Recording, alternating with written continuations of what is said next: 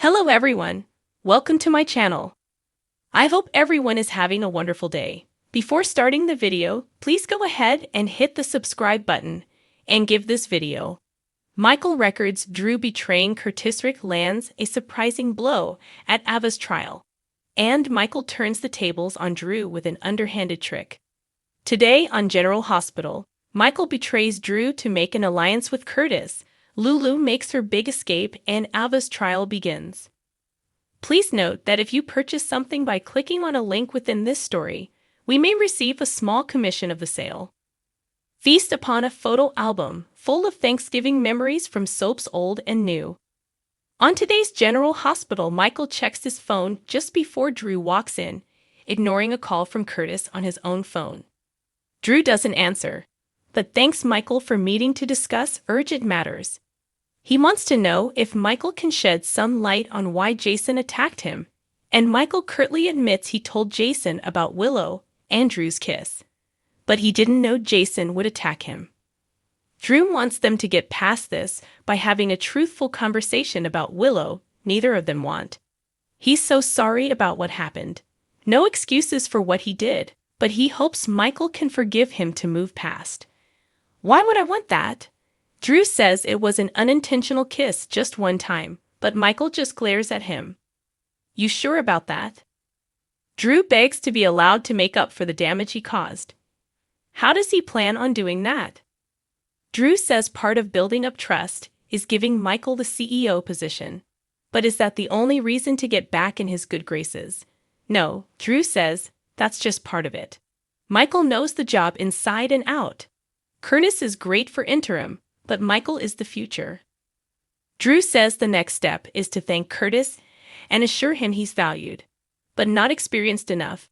Then they clear it with the board and move on.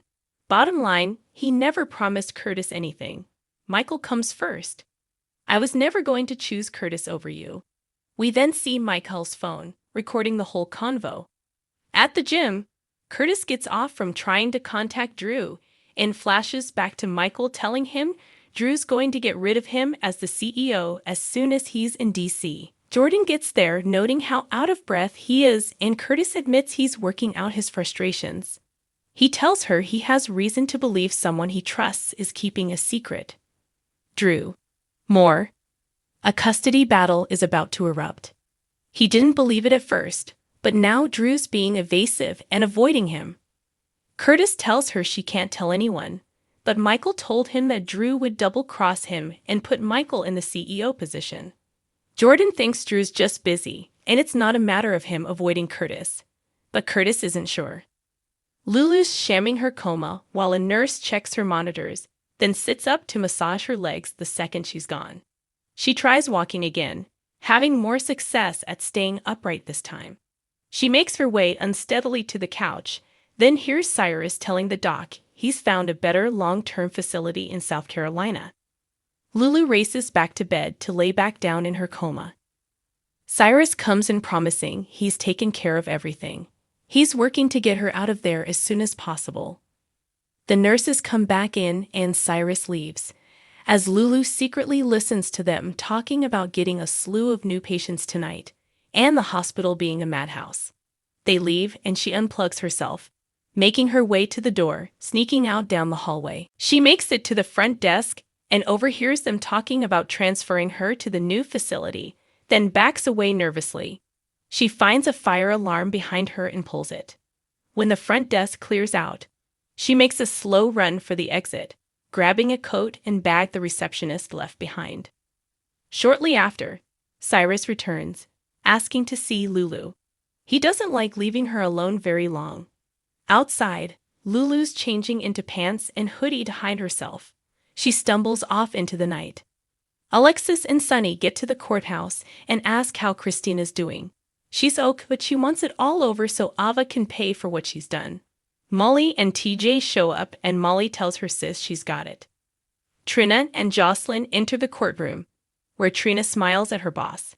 Joss and Gio take seats on the other side of the room, and everyone starts to file in as Rick and Ava watch. The trial begins, and the prosecutor gives her opening statement to the jury about why Ava's guilty. Christina flashes back to their fight and falling out the window, squirming uncomfortably. After Ava glares at her, Rick gets up for his own opening statements, insisting this was all just a tragedy, not a monstrous attack by his client. He doesn't believe that, by the end of the trial, they'll find Ava guilty. It's because of Christina's anger and attack that she lost her own baby. Rick pins it all on Christina. First up is Natalia, telling what she saw as Christina fell, followed by Gio. Jocelyn comes next, describing Christina's state when she found her in the pool. Then we're back to Natalia, talking about Christina cut up, bleeding, and still. Joss talks about going to the ambulance with Christina. Then Trina talks about what she did and looking up to see Ava standing in the window. After some prompting from the prosecutor, Rick then gets up to point out that Trina saw Ava, but didn't see who or what caused the fall. Then the OB/GYN who worked on Christina gets on the stand, saying the baby would have been born healthy. Another doctor explains how the fall caused the miscarriage, and they couldn't save the baby. Rick gets back up to ask if the doctor found any defensive wounds, and he says no. There was nothing conclusive. The judge calls a recess, and Ava tells her lawyer they're getting destroyed up there. A short break later, Alexis and Sunny tell their daughter she's been doing great. Then court resumes and Christina's called up to testify. She's asked about becoming Molly and TJ's surrogate and talks about getting pregnant for Molly and how healthy the baby was through the entire pregnancy. Molly and TJ listen sadly as she talks about her connection to the baby. It was the happiest I've ever been in my life. Rick objects and they move on. Next up is how Christina knows Ava and what happened the day of the fall. I am ready to talk about what Ava did to me. She explains the subpoena, the argument, pleading with Ava until she yelled at Christina, grabbed her arm, and pushed her through the window. More. Nicholas Alexander Chavez. General Hospital still a go-to. In the show's final moments, Michael tells Drew they have a deal. They shake, to Drew's relief, and Michael says he's optimistic about Aurora's future.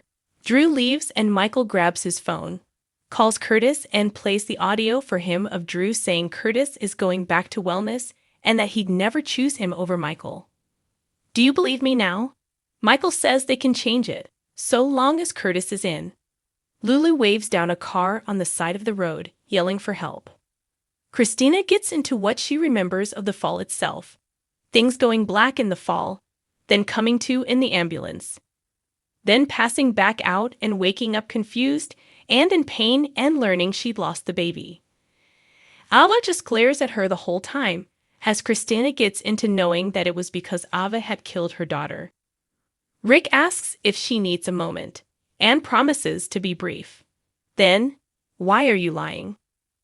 Watch GH on Hulu $7.99. Buy now. Next on General Hospital, Lucky is there when Elizabeth needs him, and Dante takes the stand in Ava's trial.